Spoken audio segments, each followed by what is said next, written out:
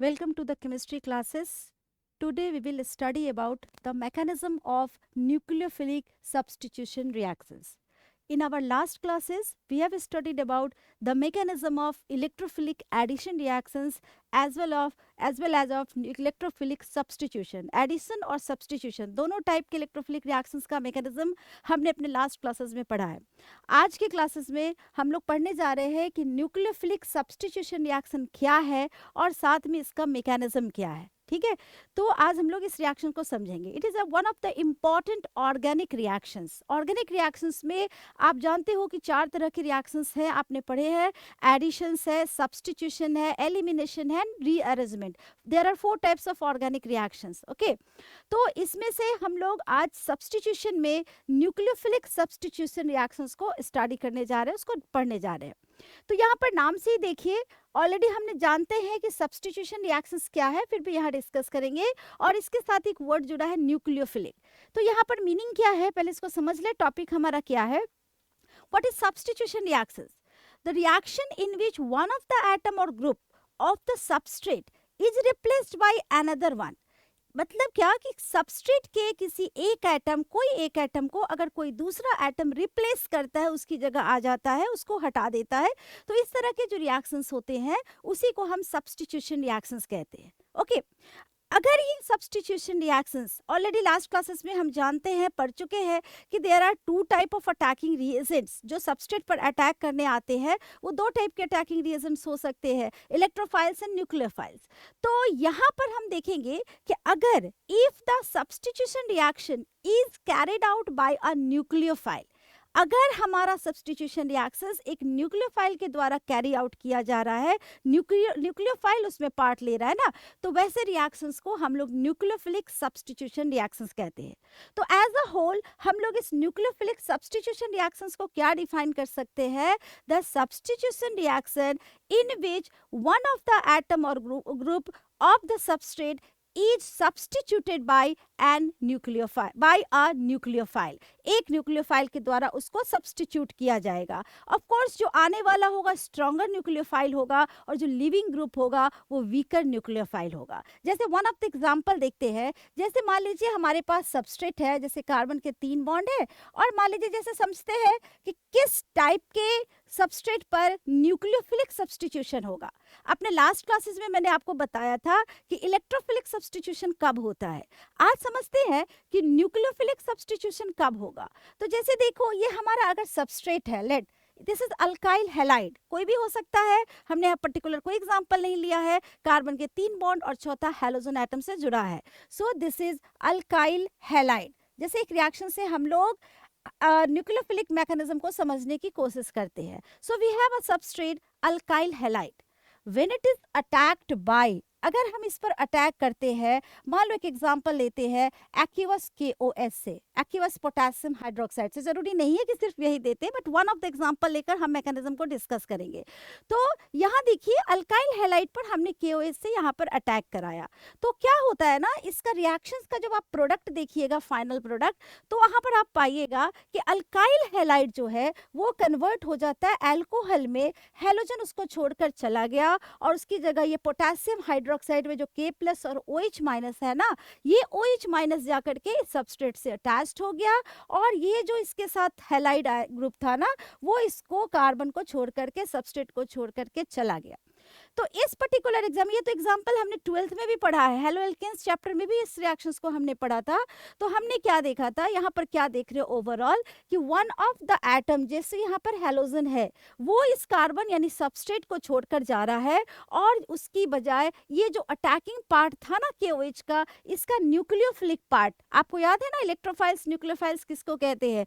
Electron loving species, यानी जिस पर पॉजिटिव चार्ज होता है उसको इलेक्ट्रोफाइल्स कहते हैं. और न्यूक्लियोफाइल्स कौन है? न्यूक्लियस लविंग स्पीसीज, मतलब ऐसा पार्ट जिस पर ऑलरेडी नेगेटिव चार्ज या लोन पेयर प्रेजेंट होता है. तो this is our OH- is nucleophilic part. तो यहाँ पर इसके हैलोजन को इस न्यूक्लियोफाइल ने सब्स्टिट्यूट कर दिया और हैलाइड आयन यहाँ से चला गया. ओके तो इस पर्टिकुलर रिएक्शंस में हमने क्या देखा है, जैसे कोई भी सबस्ट्रेट है, जैसे हमने मान लीजिए एक्स लिख दिया, इस पर ओवरऑल क्या हो रहा है कि जो भी न्यूक्लियोफाइल है, जैसे हमारे यहाँ पे न्यूक्लियोफाइल हमने OH माइनस लिया था, वो यहाँ पर क्या करता है विथ लोन पेयर्स। ध्यान देना कि न्यूक्लियोफाइल का जो अटैक होगा सबस्ट्रेट पर, ये अपने लोन पेयर्स के साथ जाकर सबस्ट्रेट पर अटैक करता है। ओके अब सोचते हैं जरा सा कि ये कहाँ पर अटैक करेगा, कार्बन पर ही इसने क्यों अटैक किया, ऐसा क्या रीजन था, इसको पहले समझते हैं।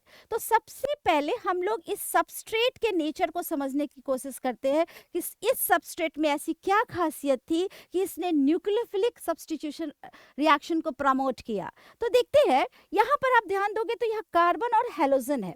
आप जानते हो ना, there is electronegativity difference between carbon and halogen, दोनों के बीच इलेक्ट्रोनेगेटिविटी का डिफरेंस है, जिसके कारण से यहाँ पर कार्बन पर पार्शियल पॉजिटिव चार्ज और हेलोजन पर एक पार्शियल नेगेटिव चार्ज डेवलप करेगा। इट मींस क्या कि दिस बॉन्ड इज पोलर। ये हमारा कैसे पर ये रिएक्ट करता है न्यूक्लियोफिलिक, जहाँ पर ये हमारा पोलर कंपाउंड है। अब इस पर देखना कि कार्बन पर हमारा डेल्टा प्लस है, दैट मीन्स कि carbon is partially positively charged, carbon पर पार्शियल पॉजिटिव चार्ज है। तो ऑफ कोर्स जो हमारा attacking reagent which carry a lone pair with a negative sign, आप खुद सोचो कि यह कहाँ अटैक करेगा, तो ऑफ कोर्स जो पॉजिटिवली चार्ज सेंटर है वहाँ पर ये न्यूक्लियोफाइल अटैक करेगा। हम नाम पढ़ चुके हैं, न्यूक्लियोफाइल्स आर न्यूक्लियस लविंग, मतलब जो पॉजिटिव चार्ज की तरफ अट्रैक्ट होता है उसी को न्यूक्लियोफाइल्स कहते हैं। So the nucleophile attacks to the carbon atom of the substrate, तो ये अटैक करेगा। And in the same time, उसी समय क्या है कि ये आपका जो हेलोजन एटम है, जिसको हम इसमें लिविंग ग्रुप के नाम से देखेंगे, ये उसी समय एट द सेम टाइम अपने बॉन्ड को तोड़ करके अपने लोन पे अपने इलेक्ट्रॉन्स के साथ ये इस कार्बन को छोड़ करके चला जाएगा। It means there is a bond cleavage, यहाँ पर यह बॉन्ड डिसोसिएट कर रहा है और न्यूक्लियोफाइल जा करके इस हेलोजन के प्लेस पर उस कार्बन से अटैच्ड हो गया। तो ओवरऑल हमारे पास आया कि कार्बन के पास वो न्यूक्लियोफाइल अटैच्ड हो गया इस तरह से अपने लोन पेयर्स के साथ, और जो ग्रुप पहले से लगा था, जिसको अभी हम नाम देंगे लिविंग ग्रुप के नाम से, वो इस बॉन्ड को तोड़ करके अलग हो गया, ये बाहर निकल गया। तो जो भी ग्रुप या एटम कार्बन यानी सबस्ट्रेट को छोड़कर जा रहा है ना, उसके लिए हम लोग नाम देते हैं लिविंग ग्रुप। उसको क्या बोलते हैं हम लोग? It is called leaving group. Living मतलब छोड़ के जाने वाला। तो यहाँ पर ये हैलाइड आयन जो है वो हमारा लिविंग ग्रुप है, छोड़कर जा रहा है। और ये जो न्यूक्लियोफाइल है उसको आप इनकमिंग ग्रुप कह सकते हो, क्योंकि आ रहा है सबस्ट्रेट पर अटैक करने के लिए। तो इस टाइप का अगर ऑर्गेनिक रिएक्शंस होता है तो उसी रिएक्शंस को हम लोग न्यूक्लियोफिलिक सब्स्टिट्यूशन रिएक्शंस कहते हैं। ओके अब समझना है कि ये रिएक्शंस होता कैसे है, इसका मैकेनिज्म कैसे है। तो इसको समझने के लिए हम सबसे पहले जानेंगे, इसका मैकेनिज्म जानने के लिए, कि जो न्यूक्लियोफिलिक सब्स्टिट्यूशन रिएक्शंस है, जिसको कि हम लोग शॉर्ट में SN रिएक्शंस भी कहते हैं, जितना बड़ा नाम ना लिख करके इसी के लिए एक शॉर्ट फॉर्म दिया गया जिसको SN रिएक्शंस कहते हैं। तो ये जो SN रिएक्शंस बोलो या न्यूक्लियोफिलिक सब्स्टिट्यूशन रिएक्शंस बोलो ना, ये मैकेनिज्म के बेसिस पर 2 टाइप्स के होते हैं, 2 टाइप के। एक का नाम देते हैं SN1 and another one is SN2। तो सबसे पहले समझते हैं अब कि ये SN1 और SN2 मैकेनिज्म क्या है, उसको क्लियर करते हैं। Okay so we have 2 type of SN reactions. Nucleophilic substitution reactions are of 2 types. ये 2 टाइप के होते हैं, राइट ना। क्या क्या बताया मैंने? एक का नाम मैंने बताया है SN1 रिएक्शंस और दूसरे का नाम हमने बताया है SN2 रिएक्शंस। SN1 और SN2 2 टाइप के रिएक्शंस है आपके पास, ठीक है। तो यहाँ पर इस रिएक्शंस में हम लोग देखेंगे कि SN1 और SN2 में क्या डिफरेंस है। तो इसको पहले हम लोग समझ लेते हैं इसके मैकेनिज्म के बेसिस पर कि what is SN1 reaction and what is SN2 reactions. देखिएगा, इसको अगर हम फुल फॉर्म में लिखना चाहे ना, तो इसका नाम हम दे सकते हैं यूनिमॉलिक्यूलर न्यूक्लियोफिलिक, NU लिख देती हूँ, न्यूक्लियोफिलिक सब्स्टिट्यूशन रिएक्शन, है ना। ये क्या है हमारा? यूनिमॉलिक्यूलर, ये अलग एक वर्ड आया। ये जो इस पर 1 जो रिप्रेजेंट कर रहा है ना, ये यूनिमॉलिक्यूलर, उसी के लिए 1 सिंबल दिया गया है। ओके तो आपने 12th के क्लास में केमिकल काइनेटिक्स पढ़ा था, उसमें आपने ऑर्डर ऑफ रिएक्शन पढ़ा है, first order reaction, second order reaction. तो यहाँ पर SN1 और SN2 में जो 1 और 2 सब्सक्रिप्ट यूज्ड हो रहा है ना, एक्चुअली वो ऑर्डर ऑफ रिएक्शन को रिप्रेजेंट कर रहे हैं। ये बता रहे हैं कि ये reaction either first order reaction है या फिर सेकंड ऑर्डर रिएक्शन है। ओके, और यहाँ देखिए इसको भी हम लोग फुल इसका फॉर्म लिख लेते हैं SN2 को। SN2 is actually by molecular, दो मतलब यहाँ पर by molecular nucleophilic substitution reaction, इसको हम कहेंगे by molecular nucleophilic substitution reactions. Okay, तो बेसिक डिफरेंस क्या है इस SN1 SN2 में? यहाँ पर 1 और 2 जो है, 1 का मतलब हमें समझना है यहाँ पर first order reaction, 1 is first order reaction, 1 represents कि ये फर्स्ट ऑर्डर रिएक्शन है, और जो 2 सिंबल है ना, ये रिप्रेजेंट करता है सेकंड ऑर्डर रिएक्शंस के लिए। ओके, तो हमने 12th में ऑलरेडी पढ़ रखा है केमिकल काइनेटिक्स में कि फर्स्ट ऑर्डर और सेकंड ऑर्डर रिएक्शन का मतलब क्या होता है। अगर आपको याद है तो ठीक है, अदरवाइज हम लोग रिकॉल कर लेते हैं। First order reactions are those reactions in which the rate of reaction depends upon only one concentration term. किसी रिएक्शन में अगर किसी रिएक्शन का रेट जो है ना, अगर सिर्फ एक ही रिएक्टेंट के कॉन्सेंट्रेशन पर डिपेंड करता है तो उसको हम फर्स्ट ऑर्डर रिएक्शन कहते हैं। And on the other hand, if the rate of reaction depends upon concentration of two reactants, दो रिएक्टेंट के कॉन्सेंट्रेशन पर डिपेंड करता है, then it is called second order reaction. ये हमने 12th क्लास में केमिकल काइनेटिक्स चैप्टर में पढ़ रखा है। तो उसी से रिलेटेड है हमारा ये SN1 एंड SN2 रिएक्शंस। अब इसको समझते हैं कि SN1 और SN2 यहाँ पर हमारे लिए क्या है। तो देखिए यहाँ पर सबसे पहले अगर हम लोग SN1 रिएक्शंस को समझने की कोशिश करते हैं, SN1 पूरा नाम हमने बताया unimolecular nucleophilic substitution reactions. Okay, तो देखिए यहाँ पर अभी जो पीछे हमने रिएक्शंस लिखा था, क्या लिखा था रिएक्शंस की कोई भी अल्काइल हैलाइड है, जैसे एक सिंबलाइज कर लेते हैं अल्काइल हैलाइड, इस पर हमने किसी न्यूक्लियोफाइल से अटैक कराया Nu- से, और हमारा प्रोडक्ट जो बन गया वो बन गया RNU, और प्लस क्या बना, X जो है वो अपने ग्रुप को छोड़कर चला गया। ऑलरेडी इसको हम लिख चुके हैं। ओके, तो यहाँ पर अगर इस रिएक्शन का जो रेट है ना, रेट ऑफ रिएक्शन, वो अगर सिर्फ और सिर्फ अल्काइल हैलाइड पर डिपेंड करे, किस पर डिपेंड करे, अल्काइल हैलाइड। देखो यहाँ पर ध्यान से, तो इस स्टेप में दो रिएक्टेंट है ना, एक ये हमारा अल्काइल हैलाइड है और ये न्यूक्लियोफाइल है। बट अगर रिएक्शन सिर्फ और सिर्फ अल्काइल हैलाइड के कॉन्सेंट्रेशन पर डिपेंड कर रहा है, न्यूक्लियोफाइल पर डिपेंड नहीं कर रहा है, उस कंडीशन में अगर रिएक्शंस होता है ना, तो उसी को नाम हम लोग देते हैं SN1 रिएक्शंस। इसका रेट ऑफ रिएक्शन सिर्फ 1 है। This is the important fact. यही सबसे बेसिक डिफरेंस है कि SN1 और SN2 में क्या फ़र्क है।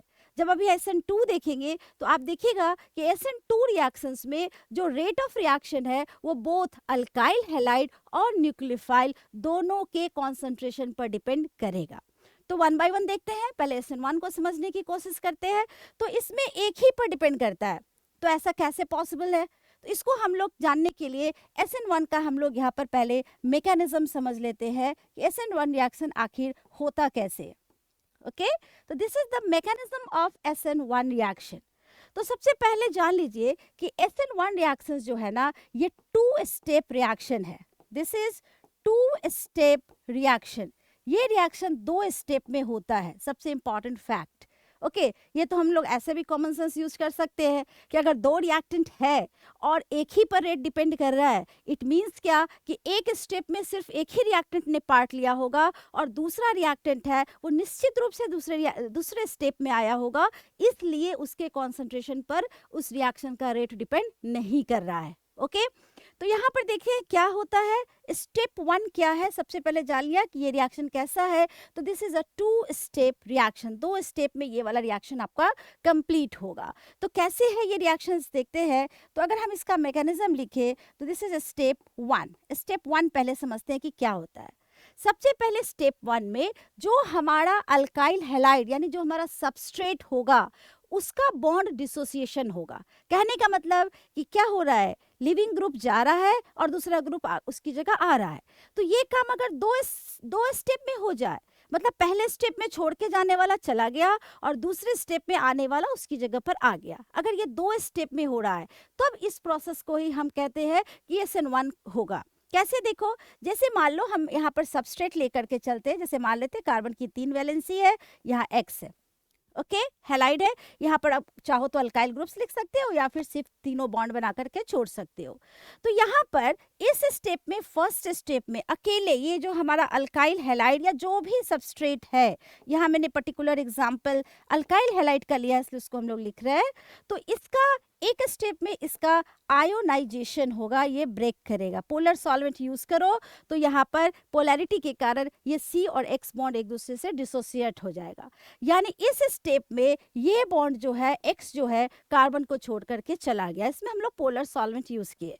तो देखो इस स्टेप में क्या होगा, जैसे ही कार्बन का एक बॉन्ड टूटा, आपने हाइब्रिडाइजेशन भी पढ़ रखा है, कार्बन के 4 सिग्मा बॉन्ड है मतलब sp3 हाइब्रिडाइजेशन है, और जैसे ही एक बॉन्ड टूटा अब उसका हाइब्रिडाइजेशन sp2 होगा, और sp2 हाइब्रिडाइजेशन के लिए शेप होता है प्लेनर। ये सारी बातें पीछे से कोरिलेट करेंगे तभी आगे समझ पाएंगे। तो यहाँ देखिएगा कि एक बॉन्ड टूटने के बाद अब जो कार्बन एटम है ना उसका शेप कैसा हो गया, इट नाउ बिकम्स प्लेनर। यह इस तरह के शेप में आ गया, प्लेनर शेप। आप लोग ऑलरेडी इसके बारे में 11th 12th दोनों क्लासेस में आपने पढ़ रखा है। तो इस तरह से देखिए ये प्लेनर ये शेप में आपको आ गया, और चूंकि इसका हैलोजन इसको छोड़ करके गया तो इस पर कौन सा चार्ज आ गया, प्लस चार्ज।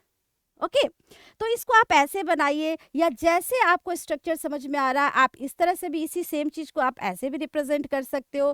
तो डोंट वरी, आपको बस क्या दिखाना है कि ट्राइगोनल प्लेन बनाना है, 120 डिग्री वहां पर रिप्रेजेंट होना चाहिए। तो जैसे यह C के 3 बॉन्ड बन गए और इस पर कार्बन पर कौन सा चार्ज आ गया, प्लस चार्ज। तो जैसे मन करे आप बॉन्ड्स को अरेंज कर सकते हो, but you have to show the planar structure, मतलब हर बॉन्ड एंगल 120 होना चाहिए। करिए, अब क्या है, ये निकल गया और प्लस यहाँ पर ये जो लिविंग ग्रुप था ये इसको छोड़कर चला गया। तो आप देखो कि इस स्टेप में सिर्फ एक ही रिएक्टेंट ने पार्ट लिया है, and this is a slow step reaction, क्योंकि इसमें अलग से कोई अटैकिंग रिएजेंट नहीं है। पोलर सॉल्वेंट के कारण बॉन्ड का आयोनाइजेशन हो गया, हैलोजन उसको छोड़कर चला गया है, राइट ना। तो इस समय ये रिएक्शन का जो स्टेप होगा वो कैसा होगा, स्लो स्टेप होगा। फिर चले जाते हैं 12th में। 12th में हमने पढ़ रखा है केमिकल काइनेटिक्स में कि the slowest step is the rate determining step. कहने का मतलब कि किसी भी रिएक्शन का रेट जो है ना वो स्लो स्टेप पर डिपेंड करता है। तो यहाँ पर इस रिएक्शन का जो रेट है वो सिर्फ और सिर्फ अल्काइल हैलाइड पर डिपेंड करेगा, because nucleophile is not involved in this step, right ना। और साथ में देखा कि ये जो बीच में फॉर्म किया ये हमारा क्या है, तो this is your carbocation intermediate. यानी इसके फर्स्ट स्टेप में हमारा कौन सा इंटरमीडिएट फॉर्म किया है, तो ये कार्बोकटायन इंटरमीडिएट यहाँ पर फॉर्म किया, राइट ना। अब फर्स्ट स्टेप हो गया, कार्बोकटायन इंटरमीडिएट बन गया, और इस स्टेप में चूंकि सिर्फ अल्काइल हैलाइड है इसलिए यहीं पर हम लोग लिख देते हैं कि रेट ऑफ रिएक्शन जो है वो सिर्फ और सिर्फ अल्काइल हैलाइड पर डिपेंड करेगा। So that this is called SN1 reaction, इसीलिए इसको first order nucleophilic substitution reactions कहते हैं। अब सेकेंड स्टेप क्या होगा उसको समझते हैं हम लोग, देखते हैं। अब SN1 का जो स्टेप 2 रिएक्शंस होता है वो क्या है, इसको देख ले। वी हैव स्टेप 2, है ना, स्टेप 2। स्टेप 2 में क्या है कि अब ये हमारे पास कार्बोकटायन इंटरमीडिएट यहाँ पर बना हुआ है C+। It has a planar shape. सबसे पहले इसको समझ लो कि कैसा है, तो प्लेनर शेप है। ओके तो प्लेनर शेप होने के कारण, प्लेनर का मतलब क्या होता है, आइदर आप कैसे भी इसको ड्रॉ कर लो, you have to show the planar shape. तो यहाँ देखते हैं हम लोग इसको ऐसे ड्रॉ करते हैं ताकि हमें बॉन्ड का अटैचमेंट दिखाने में आसानी हो। तो we have the planar shape carbocation intermediate. तो प्लेनर मतलब समझ लीजिए ऐसे है प्लेन, तो इस पर अगर कोई अटैक करने आता है ना तो the nucleophile can now attack from either side, above the plane or below the plane. Planar shape का ये खासियत है कि जब इस पर न्यूक्लियोफाइल अटैक करने आएगा Nu-, तो वो इस पर सामने से भी अटैक कर सकता है या फिर वो इस पर बैक साइड से भी अटैक कर सकता है, because carbocation is planar, right ना। तो इस केस में जब ये अटैक करेगा, ऑफ कोर्स ये स्टेप फास्ट स्टेप होगा, क्योंकि एक प्लस सेंटर है, इस पर माइनस सेंटर है, तो इसके बीच रिएक्शंस बहुत ही फास्टर होगा, बहुत तेजी से न्यूक्लियोफाइल इस पर अटैक करेगा। और इस अटैक करने के कारण हमें जो प्रोडक्ट मिलेगा वो दो टाइप का हो सकता है। क्या हो सकता है? एक ऐसा प्रोडक्ट जिसमें न्यूक्लियोफाइल सामने से जाकर के अटैच्ड हो जाए, मतलब जहां से हैलोजन गया था उस साइड जाकर के लग जाए। और दूसरी क्या पॉसिबिलिटी है कि जो न्यूक्लियोफाइल है ना वो बैक साइड से जाकर के इस पर अटैच्ड हो जाए। ओके, तो इसका अगर स्टीरियोकेमिस्ट्री चेक करो तो हम कह सकते हैं कि हमें एक रेसिमिक मिक्सचर मिल गया, एक जिसमें प्रोडक्ट का कॉन्फ़िगरेशन फ्रंट से है और एक इसमें बैक साइड से है। मतलब इसमें nucleophile can attack from either side, either front और बैक साइड। सो इसके केस में जो हमें मिलता है प्रोडक्ट वो एक्चुअली क्या होता है? It is a racemic mixture of two products. Same products का टू कॉन्फ़िगरेशन है यहाँ पर स्टीरियोकेमिस्ट्री के हिसाब से, और तो हम कहेंगे कि हमें प्रोडक्ट्स का एक रेसिमिक मिक्सचर मिलता है। करेक्ट? अब देख लो यहाँ पर, तो अगर हम लोग इस SN1 को समराइज करते हैं तो हमारे पास क्या क्या पॉइंट आ गया SN1 के लिए, कि ये सबसे पहले जान गए कि ये फर्स्ट ऑर्डर रिएक्शन है, this is first order reaction. Correct? दूसरा हमने क्या जाना कि इसमें ये टू स्टेप रिएक्शन है, ये रिएक्शन जो है वो दो स्टेप में होता है। तीसरा हमने क्या जाना आज इस रिएक्शंस के मैकेनिज्म से, कि इसमें के बीच में कार्बोकटायन इंटरमीडिएट फॉर्म करता है। राइट? फोर्थ हमने क्या जाना कि कार्बोकटायन चूंकि प्लेनर होता है तो प्रोडक्ट्स का हम लोगों को रेसिमिक मिक्सचर मिलता है, मतलब दोनों तरह के कॉन्फ़िगरेशन वाले प्रोडक्ट आपको इसमें बनते हैं, रेसिमिक मिक्सचर। अब समझते हैं कि SN1 जो है उसका स्टेबिलिटी या रिएक्टिविटी किधर होगा। जैसे आपने पढ़ा है ना कि primary, secondary, tertiary different types के अल्काइल हैलाइड्स है, तो SN1 कौन ज़्यादा आसानी से देगा या किसकी रिएक्टिविटी ज़्यादा होगी। तो इसको अगर आपसे क्वेश्चन किया जाए तो आपका आंसर किस पर डिपेंड करेगा? इस पर, क्योंकि हमारे पास कौन सा इंटरमीडिएट बन रहा है, तो इस रिएक्शन के दौरान कार्बोकटायन इंटरमीडिएट फॉर्म कर रहा है। और हम जानते हैं कि कार्बोकटायंस का जो स्टेबिलिटी ऑर्डर होता है, याद है आपको क्या होता है? कार्बोकटायन का स्टेबिलिटी ऑर्डर है मिथाइल कार्बोकटायन का सबसे कम, उसके बाद स्टेबिलिटी है किसका? 1 डिग्री सीसी का, उसके बाद है किसका? 2 डिग्री सीसी का, और सबसे स्ट्रॉन्गर कौन होता है? 3 डिग्री सीसी। ये हमने क्या लिखा है? कार्बोकटायन का स्टेबिलिटी ऑर्डर, राइट ना? ये लिखा हमने कार्बोकटायन का स्टेबिलिटी ऑर्डर। तो आप खुद सोचो कि जो इंटरमीडिएट बन रहा है तो रिएक्शन वही फास्टर होगा ना जिसमें जो इंटरमीडिएट है वो ज़्यादा स्ट्रॉन्गर, ज़्यादा स्टेबल इंटरमीडिएट का फॉर्मेशन हो।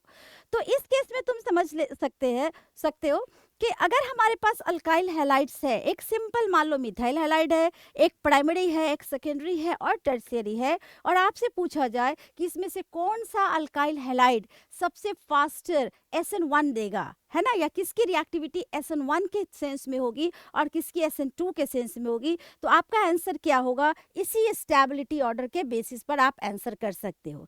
कैसे? तो हम लोग अगर SN1 के बारे में देखें तो SN1 की जो रिएक्टिविटी है ना, रिएक्टिविटी ऑफ SN1 रिएक्शंस कैसे है कि सबसे ज़्यादा आसानी से जो टर्शियरी कार्बोकटायन मतलब टर्शियरी अल्काइल हैलाइड्स जो होंगे वो सबसे फास्टर आपको SN1 रिएक्शंस देंगे। तो सबसे पहले हो गया टर्शियरी हैलाइड सबसे फास्टर, उसके बाद कौन देगा? तो सेकेंडरी हैलाइड 2 डिग्री, क्योंकि उसके दौरान 2 डिग्री कार्बोकटायन बनेगा। उससे कम स्टेबिलिटी किसकी, रिएक्टिविटी किसकी होगी?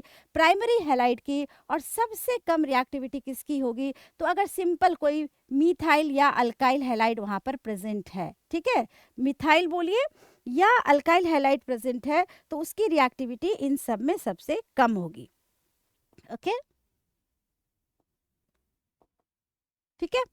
तो यहाँ पर हम लोगों ने देखा कि किसकी रिएक्टिविटी क्या है SN1 के सेंस में, कौन आसानी से देंगे, कौन डिफिकल्टी से। जैसे आपको आया ब्यूटाइल क्लोराइड, है ना, आइसोब्यूटाइल, नियोब्यूटाइल, इसमें किस में SN1 जाता है, किस में SN2 जाता है। तो वैसे क्वेश्चंस के लिए हम लोग इस ऑर्डर को फॉलो करेंगे, टर्शियरी, सेकेंडरी, प्राइमरी, और सबसे कम रिएक्टिविटी SN1 के लिए होगी तो सिंपल अल्काइल हैलाइड्स की, मिथाइल हैलाइड जिसको आप बोल सकते हो उसकी। ठीक है, अब हम लोग देखते हैं जो सेकंड केस हमने देखा है न्यूक्लियोफिलिक सब्स्टिट्यूशन रिएक्शन का, दैट इज SN2। SN2 का केस क्या है? मैंने स्टार्ट में ही बताया कि न्यूक्लियोफिलिक सब्स्टिट्यूशन रिएक्शंस दो तरह के हैं, SN1 एंड SN2। तो SN1 इज डिस्कस्ड। नाउ हम समझते हैं कि SN2 क्या है। तो इसका पूरा नाम मैंने क्या बताया? बाइमॉलिक्यूलर न्यूक्लियोफिलिक सब्स्टिट्यूशन रिएक्शंस। तो इस रिएक्शन के बारे में स्पेशलिटी क्या है कि it is a second order reaction. सबसे पहले इसका काइनेटिक्स के आधार पर इसका नाम 2 पड़ा है, तो 2 फॉर सेकेंड, तो it is a second order reaction. सबसे पहले हमने इसको देख लिया, करेक्ट। सेकेंड ऑर्डर मींस क्या हो गया कि इस तरह के रिएक्शंस में जो रेट ऑफ रिएक्शंस है ना, वो अल्काइल हैलाइड और न्यूक्लियोफाइल दोनों पर डिपेंड करेगा। ओके, इट मींस व्हाट, जैसे हमारे पास रिएक्शन है alkyl halide plus nucleophile, okay, it reacts, then it will form RNU, nucleophile attached हो गया, और X जो है वो एज अ लिविंग ग्रुप इसको छोड़कर चला गया। इस रिएक्शंस में देखो, सेम रिएक्शंस मैंने पीछे भी लिखा था, बट वहां पर फर्क क्या आया और यहाँ क्या फर्क है उसको समझना। इसी रिएक्शंस में अगर रिएक्शंस का रेट जो है ना, वो पाया गया कि दोनों के कॉन्सेंट्रेशन पर डिपेंड कर रहा है, अल्काइल हैलाइड के भी कॉन्सेंट्रेशन पर एज वेल एज न्यूक्लियोफाइल के भी कॉन्सेंट्रेशन पर, दोनों। थोड़ा सा भी अगर 12th का केमिकल काइनेटिक्स याद है तो आपको ये सारे टर्म्स अच्छे से समझ में आ रहे होंगे। तो दो टर्म्स पर चूंकि यहाँ पर रेट ऑफ रिएक्शन डिपेंड कर रहा है ना, इसलिए इसको हम लोग सेकंड ऑर्डर कहते हैं, और इसलिए यहाँ पर हम लोग टू हम लोग सिंबल देकर इसको बतलाते हैं, करेक्ट। तो ये हमारा हो गया इसका रेट ऑफ रिएक्शंस का फॉर्मूला, ठीक है, या एक्सप्रेशन कह सकते हो। अब समझते हैं ये कैसे होता है। तो सेकेंड ऑर्डर यानी SN2 के मैकेनिज्म की अगर हम बात करते हैं तो सबसे पहले जान लेते हैं it is a one step reaction. सबसे पहले ये वन स्टेप रिएक्शन है। अगर डिफ्रेंशिएट करने को आपको कोई कहता है SN1 SN2 को, तो आप दोनों बातों को कंट्रास्ट करके देख लेना। वहाँ पर फर्स्ट ऑर्डर था, ये सेकेंड ऑर्डर है। वो टू स्टेप रिएक्शंस था, ये क्या है, वन स्टेप रिएक्शंस है। और इस रिएक्शन वन स्टेप का मतलब क्या है ना, कि एक ही स्टेप में लिविंग ग्रुप जो है वो सबस्ट्रेट को छोड़कर भी जाएगा और सेम टाइम पर न्यूक्लियोफाइल जाकर उस पर अटैच्ड भी होगा। मतलब पहले वाले में पहला छोड़ के चला गया, तब उसके बाद दूसरा उस पर बैठने आया। सेकेंड वाले में एक तरफ से जा रहा है और दूसरी तरफ से दूसरा ग्रुप उस पर अटैच्ड हो रहा है, तो इसलिए इसको हम वन स्टेप रिएक्शन कहते हैं। देखिए इसमें क्या होता है, कैसे होता है।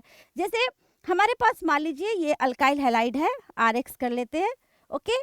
इस पर हमने जब न्यूक्लियोफाइल से अटैक कराया, NU माइनस से, कोई भी ले सकते हो, OH माइनस दिखा सकते हो, कोई भी न्यूक्लियोफाइल, तो क्या होता है ना, सेम टाइम पर न्यूक्लियोफाइल जो है ये इस कार्बन पर अटैक करेगा एक, और उसी समय में हम देखेंगे कि अभी ये लिविंग ग्रुप जो है ना इसको छोड़ करके जाएगा। जैसे देखिए हम लोग बॉन्ड्स के जरिए इसको रिप्रेजेंट कर लेते हैं।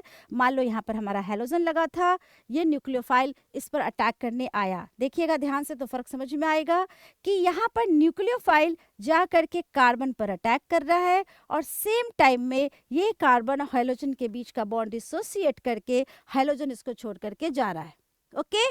तो यहाँ पर एक इम्पॉर्टेंट थिंग क्या है कि इस केस में जो न्यूक्लियोफाइल का अटैक होगा ना, वो कभी भी लिविंग ग्रुप के बैक साइड से, यहाँ जो अटैक होता है ना वो किधर से होता है, बैक साइड से यहाँ पर अटैक होगा, ओके। और SN1 में हमने देखा कि nucleophile can attack from either side, दोनों में से किसी साइड से कर सकता था।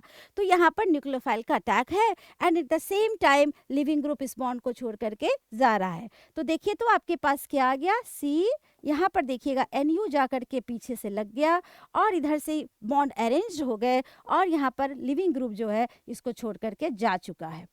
तो आप ध्यान से देखो तो एक ही स्टेप में ये प्रोसेस हो रहा है। तो अगर इसको थोड़ा सा इसका मैकेनिज्म अगर हम लोग सही से समझे तो यहाँ पर ही हम लोग दिखा सकते हैं। कैसे, देखना जरा सा कैसे हुआ होगा ये। यहाँ देखिएगा एक ही समय में कार्बन जैसे 3 बॉन्ड था ना, यहाँ देखो ब्रोकन लाइन से दिखा रहे हैं, इसको आप समझिएगा। इसको यहाँ पर अब हम लोग ब्रोकन लाइन यूज करके दिखा रहे हैं। देखो ऐसे यहाँ हैलोजन है और दूसरे साइड ब्रोकन लाइन से यहाँ पर न्यूक्लियोफाइल लिखते हैं। देखिए ये एक स्टेट बनेगा जिसको हम नाम देंगे ट्रांजिशन स्टेट। ट्रांजिशन इसलिए बोल रहे हैं ना, ये बीच का स्टेट है। यहाँ पर ये बॉन्ड पूरी तरह से ब्रेक नहीं किया है लिविंग ग्रुप वाला, और न्यूक्लियोफाइल पूरी तरह से अटैच नहीं हुआ है, मतलब at the same time bread formation भी हो रहा, बॉन्ड फॉर्मेशन भी हो रहा है और बॉन्ड डिसोसिएशन भी हो रहा है। तो ये जो स्टेट बीच में बनता है ना, इसी को नाम देते हैं हम क्या, it is called transition state. इसको हम कहते हैं ट्रांजिशन स्टेट। ओके, उसमें क्या बना था, कार्बोकटायन, और यहाँ क्या बन रहा है, तो ट्रांजिशन स्टेट। तो ये फर्क आपको याद रखना है कि दोनों में बीच में क्या बना। एंड फाइनली ये बहुत अनस्टेबल है, प्रोसेस चल रहा है, और फाइनली हमारा प्रोसेस पूरा हो जाएगा और न्यूक्लियोफाइल जाकर बैक साइड से इसके अटैच्ड हो जाएगा, और हैलोजन यानी लिविंग ग्रुप जो भी है वो इसको छोड़ करके चला जाएगा। ओके, तो एक अगर इसके स्टीरियोकेमिस्ट्री की बात करें, इसके कॉन्फ़िगरेशन की बात करें, तो आप देखोगे कि जो भी अल्काइल हैलाइड हमने यहाँ पर लिया था, उसका जो भी कॉन्फ़िगरेशन था, उसका इनवर्टेड कॉन्फ़िगरेशन, जैसे क्या बोलते हो, छाता है, आपने ऐसे हैंडल रखा है, पीछे से छाता है, अगर हवा तेज चली तो छाता उल्टा हो जाता है, इसको वाल्डर इन्वर्सन बोलते हैं। जस्ट लाइक दैट समझो कि यहाँ पर इस तरह से ये कार्बन के 3 बॉन्ड थे और इधर ये ग्रुप लगा था, यहाँ पर देखो उल्टा हो गया, कार्बन के तीनों बॉन्ड इधर आ गए और ये न्यूक्लियोफाइल इधर से लग गया। तो इस समय इस केस को हम बोलते हैं इन्वर्शन। क्या नाम देते हैं इसको, इट इज कॉल्ड इन्वर्सन, या यू में से इन्वर्टेड प्रोडक्ट मिलता है ना। इन्वर्टेड प्रोडक्ट मतलब स्टीरियोकेमिस्ट्री के हिसाब से समझिएगा, तो प्रोडक्ट का जो कॉन्फ़िगरेशन है वो आपके सबस्ट्रेट से वो डिफरेंट हो चुका है, जस्ट उसके अपोजिट जा चुका है। ओके, तो अगर अभी हम लोग इसको फाइनली अगर इसको फाइनली हम लोग समअप करते हैं SN2 रिएक्शंस को, तो हम क्या समअप कर सकते हैं SN2 के बारे में देखिएगा। सबसे पहले SN2 में हमने समझा कि it is a second order reactions. Summarise कर ले जो हमने अभी पढ़ा है, सेकेंड ऑर्डर रिएक्शन। ओके, फिर इसको हमने रिप्रेजेंट कैसे किया कि रेट इज इक्वल टू, इसको हमने रिप्रेजेंट कैसे किया देखिएगा कि रेट इज इक्वल टू, पीछे पढ़ चुके हैं, इसी को एक बार फिर से समराइज कर लेते हैं। रेट इज इक्वल टू, यहाँ देखिएगा, concentration of Rx into concentration of nucleophile. Correct. तीसरा हमने क्या देखा कि इसमें कौन सा, ये 1 स्टेप रिएक्शन है, it is a 1 step reaction. Contrast way में आप SN2 और SN1 के डिफरेंसेस को लिख सकते हो। लास्ट हमने क्या देखा कि इसमें क्या बनता है, तो इसके दौरान ट्रांजिशन स्टेट का फॉर्मेशन होता है, वहाँ पर कार्बोकटायन बना था, यहाँ ट्रांजिशन स्टेट फॉर्म किया है ना। और लास्ट हमने क्या देखा कि SN2 रिएक्शन के दौरान जो प्रोडक्ट बनते हैं उनका इन्वर्शन हो जाता है, यानी वो उल्टा हो जाते हैं, उनके प्रोडक्ट का कॉन्फ़िगरेशन चेंज हो जाता है।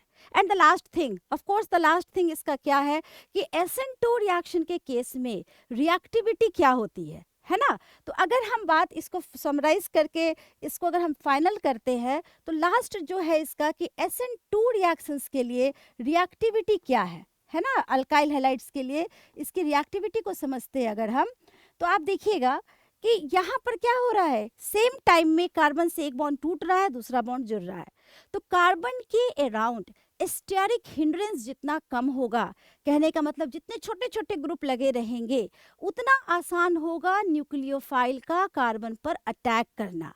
ओके, क्योंकि देखो खुद ही कार्बन अगर क्राउडेड है, बड़े बड़े ग्रुप कार्बन को घेर के बैठे हैं, तब उस पर न्यूक्लियोफाइल का अटैक करना मुश्किल हो जाएगा। तो इस तरह से समझते हैं, अगर इस आधार पर on the basis of reactivity किसके आधार पर समझते हैं हम लोग, तो आप कह सकते हो स्टेरिक हिंड्रेंस के आधार पर। स्टेरिक हिंड्रेंस का जनरल अगर नॉर्मल इंग्लिश बोलो तो क्या बोलोगे आप उसको, ये स्पेस प्रॉब्लम, स्पेस जितना ज़्यादा अवेलेबल रहेगा रिएक्शन उतना ही फास्टर होगा। तो इसको स्टेरिक हिंड्रेंस के आधार पर समझते हैं हम लोग।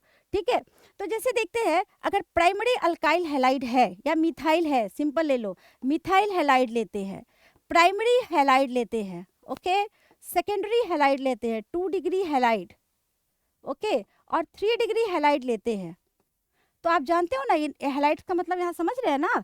मिथाइल हैलाइड मतलब CH3X, प्राइमरी मतलब एक अल्काइल ग्रुप लगा है, करेक्ट। सेकेंडरी का मतलब क्या होता है, C पर 2 अल्काइल ग्रुप्स लगे हैं, ये सब जान चुके हो आप पहले से। और अगर 3 अल्काइल ग्रुप से कार्बन घिरा रहता है तो इसको हम क्या बोलते हैं, टर्शियरी बोलते हैं। देखो हमने यहाँ पर इसका ये भी बना दिया, कॉन्फ़िगरेशन भी लिख दिया, क्या है प्राइमरी, सेकेंडरी, टर्शियरी। तो आप खुद ही देखो कि सबसे कम स्टेरिक हिंड्रेंस यहाँ है, उसके बाद यहाँ है, उसके उससे ज़्यादा यहाँ है, उससे ज़्यादा और सबसे ज़्यादा यहाँ है। तो SN1 जो रिएक्शन, SN2 रिएक्शंस जो है ना, सबसे आसानी से आपको मिथाइल हैलाइड देगा, फिर प्राइमरी, फिर सेकेंडरी और सबसे कम टर्शियरी।